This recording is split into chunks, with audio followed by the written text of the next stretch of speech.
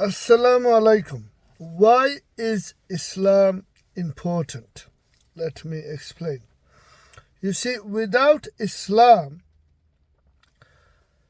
there is chaos because without Islam, there are no rules to follow. Without Islam, there are no rules to follow. You see, the Creator Allah has created all of us with free will. Free will allows choices, dual nature, and the choice you make have consequences. You see, the dispute, the disagreement between Islam and the children of Adam, peace be upon Adam, is nothing new. Let me explain. This is, of course, because of the free will, but not to forget the free will is part of the ultimate examination. The free will with dual nature, positive nature and negative nature, proves that this earthly life is the ultimate examination, full of tests from the Creator Allah. The free will allows choices, therefore allows dual nature. Therefore you choose to be nice, polite, kind, or you choose to be arrogant, ignorant, and a bad person. One can, because of the free will, one can choose and or decide to be a bad person, a villain, or the person can choose to be a good person. Primary positive nature, factor, aim, and or objective should be to be grateful to the one who created you and me, and that is the Creator Allah. Why? Therefore, you understand Islam, because Islam is submitting your will, my will, to the will of the Creator Allah. Meaning, we choose to be Sunni Muslims, therefore we choose, and of course we will apply Islam, therefore we will follow the rules in Islam. And therefore, no alcohol, no drugs, no sex before marriage, and so forth, because these are deterrents in Islam which literally and practically helps the child of Adam, peace be upon Adam. Because if you look into, if someone drinks a lot of alcohol, after 3-4 years, he or she will get liver of the cirrhosis, there'll be kidney problems. If someone takes a lot of heroin and cocaine, they will develop psychological problems. And too much sex before marriage will give you sexually transmitted diseases, and in extreme cases, AIDS, acquired immune deficiency syndrome.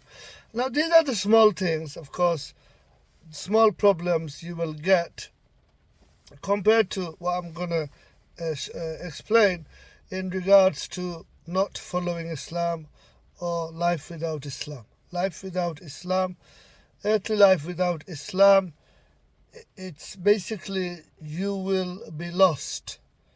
Yes, you will be lost, because the earthly life without Islam, you are actually only depending on yourself, and depending on yourself means you will always be subjective, because you don't know what objective means. Meaning, example, too much alcohol is bad for you.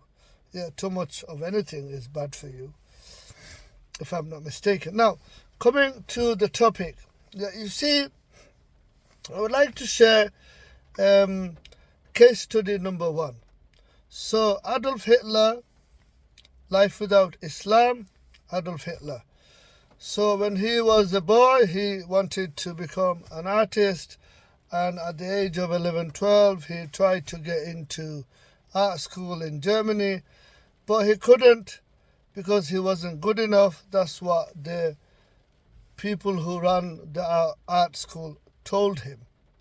Now, the people who ran the art school were, of course, from the Jewish ethnicity, and so Adolf Hitler, as a boy, kept this grudge inside him that it is the Jewish people did not let him in the art school because he thought he was good enough.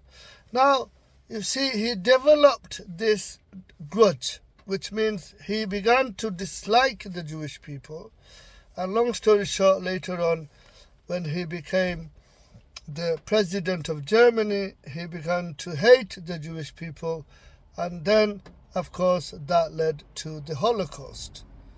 Now, if Adolf Hitler was a Muslim, if Adolf Hitler was a Sunni Muslim, then he would have applied Islam in his life, and he would have understood that disliking, hating others is not allowed in Islam.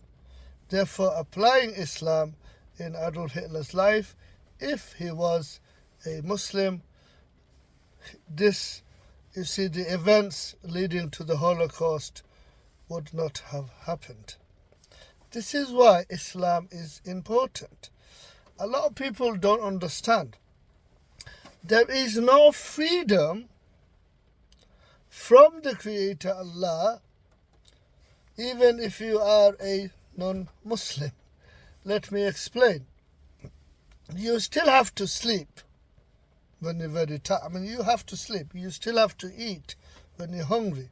You still have to empty your bladder and bowel when you have to. You know, you can't, like, no one can say they are actually free. You're not free biologically, chemically, physically, psychologically. You are not free from the Creator Allah, even if you are a non-Muslim. Because what happens is, when your bladder is full, you have to go to the bathroom to empty your bladder, to the toilet. You cannot go without sleeping.